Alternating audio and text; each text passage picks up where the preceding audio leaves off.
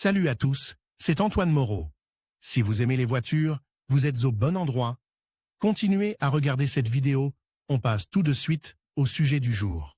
Dans un moteur à essence moderne, le mélange de carburant est injecté dans les cylindres par les injecteurs sur commande de l'unité de contrôle électronique. En général, le diagnostic du circuit d'alimentation en carburant du moteur est effectué dans le cadre de l'entretien de la voiture, bien que l'automobiliste puisse déterminer lui-même les dysfonctionnements évidents. Pour trouver la cause du dysfonctionnement, il est nécessaire de vérifier la pression dans la rampe d'alimentation et d'autres points du système. Quand dois-je prendre des mesures? Le fonctionnement du système d'alimentation est conçu de la manière suivante: une pompe à essence électrique située dans le réservoir pompe le carburant par une conduite jusqu'à la rampe d'alimentation et aux injecteurs. Le régulateur limite la pression de l'essence à un certain niveau et rejette l'excédent dans le réservoir par le tuyau de retour. L'injecteur mélange le carburant à l'air, puis le mélange est envoyé aux injecteurs, qui sont ouverts par le contrôleur. Lorsque le régulateur, abrégé en RDT, la pompe ou les injecteurs atteignent un niveau d'usure critique,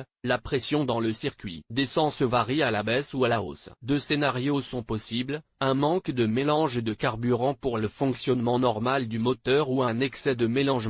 Les bougies sont littéralement inondées de carburant. Pour identifier la panne dans les deux cas, il faut vérifier la pression dans la rampe d'alimentation, située près de la culasse. Il s'agit d'un collecteur avec des ramifications pour les injecteurs, auquel est raccordée la conduite principale d'essence. La pression du carburant dans la rampe doit être mesurée lorsque les symptômes suivants apparaissent: la voiture n'accélère pas bien. Après une forte pression sur la pédale d'accélérateur, il y a des à-coups et une décélération.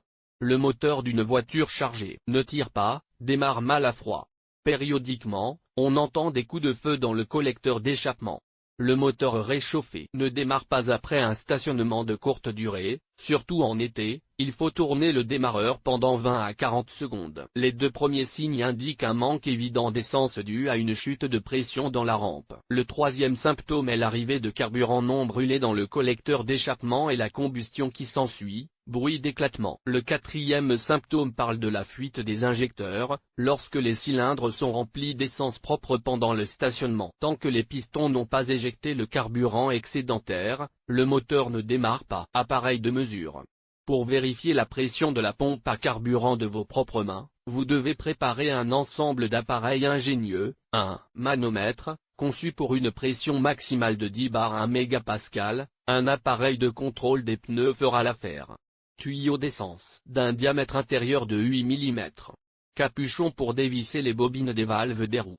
Pince de serrage lisse à 2 pièces. Pour effectuer des mesures à d'autres points du circuit d'alimentation en carburant, vous aurez besoin d'adaptateurs faits maison. Pour connecter un tuyau d'essence à un manomètre, si la conduite principale est assemblée sur des raccords en plastique à dégagement rapide, vous devez acheter un tel support avec un raccord. Pour le raccord fileté, achetez le tube approprié avec des écrous et coupez-le en deux parties. Parmi les outils et les dispositifs auxiliaires, vous aurez besoin des éléments suivants: une pince, un tournevis, une bouteille en plastique coupée de petite capacité, jusqu'à 1 litre.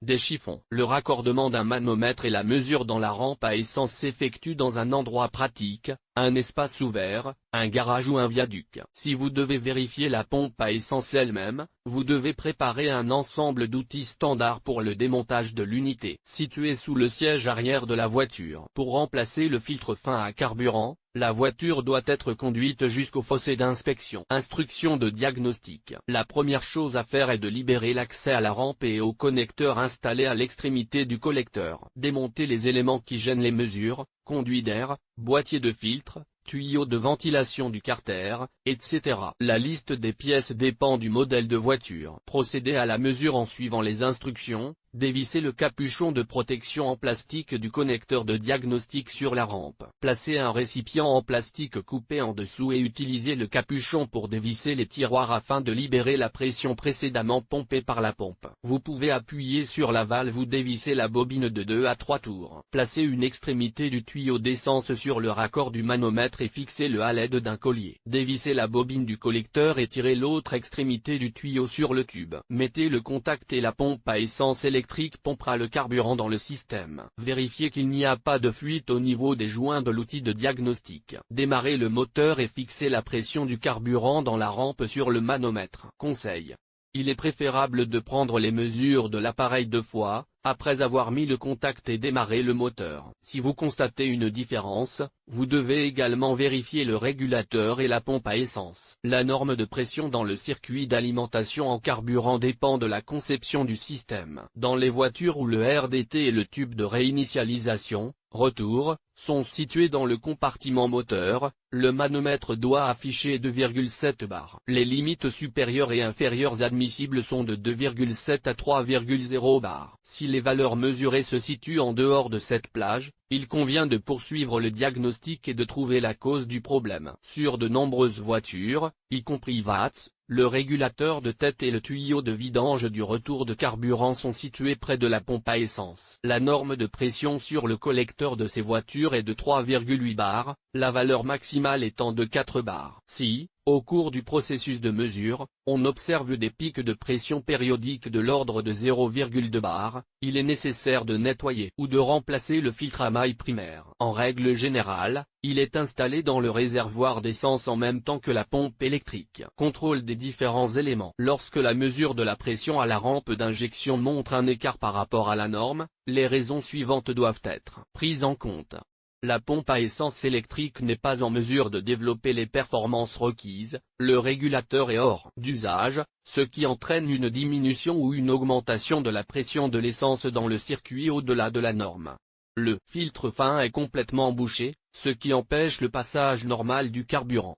Les soupapes d'injecteurs usées fuient, le moteur se remplit de carburant. L'un des moyens de vérifier la pompe à essence consiste à passer le tuyau de retour, situé sous le capot, à l'aide d'une pince. Lorsque le tuyau de retour est fermé, le manomètre doit afficher au moins 5 bars, et 6 bars avec une pompe neuve. Une pression de 4 bars est extrêmement faible. Étant donné que la méthode décrite ci-dessus ne donne pas un résultat absolument exact et ne s'applique pas à tous les modèles de voiture, il est souhaitable de vérifier la pompe à essence en branchant directement le manomètre. Il est nécessaire d'exclure les autres éléments du système, tuyauterie, filtre fin et régulateur. Enlevez le siège arrière de la voiture, accédez à l'unité et branchez directement le manomètre sur le raccord de sortie. Si les valeurs relevées à la rampe et au raccord de la pompe sont également basses, remplacez le groupe de pompage. Dans le cas contraire, le problème doit être recherché ailleurs, en suivant l'algorithme, soufflez la conduite d'essence et changez le filtre, puis testez à nouveau. Rebranchez le manomètre à la rampe, démarrez le moteur et retirez le raccord de dépression, provenant du collecteur d'admission, du raccord RDT. Si la pression ne change pas, installez un nouveau régulateur. Pour s'assurer du bon fonctionnement des injecteurs, il faut mesurer et comparer deux indicateurs, la pression sur le collecteur avec un tuyau serré retour et la pression maximale créée par la pompe lorsqu'elle est branchée directement. Si la seconde valeur est beaucoup plus élevée, une partie de la pression est perdue au niveau des injecteurs. Si vous constatez des problèmes de perte de pression au niveau du collecteur lui-même, démontez la rampe et vérifiez chaque injecteur séparément. Les pièces défectueuses ne peuvent pas être remplacées une à une, vous devrez acheter et installer un jeu complet. Le moyen le plus simple de vérifier l'étanchéité des injecteurs est de les tester en même temps que le collecteur. Retirez la rampe sans débrancher la conduite de carburant, placez un chiffon en dessous et mettez le contact. Si les soupapes des injecteurs sont usées et ont perdu leur étanchéité, de l'essence commencera à s'en écouler. Il convient de vérifier à nouveau les éléments fonctionnels, en écrasant le tuyau de retour.